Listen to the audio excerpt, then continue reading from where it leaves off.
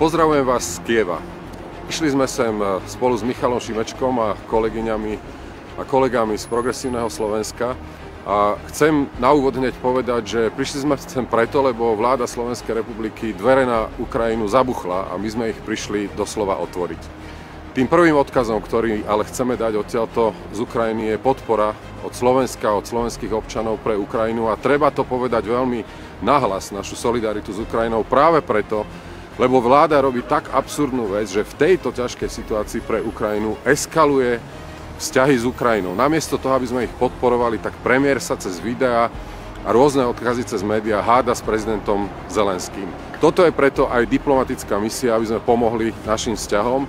Chcem povedať, že tie dvere, ktoré sú otvorené, ktoré sa nám podarilo otvoriť, sú aj pre dôležitú oblasť energetiky. Ale jediné, čo treba urobiť v tejto chvíli zo strany vlády, je začať normálny, priateľský, susedský dialog. Na toto vyzývam vládu, prestaňte s facebookovou diplomáciou a začnite konečne konať v prospech záujmov a občanov Slovenskej republiky. Pozdravujem vás domov z Kieva.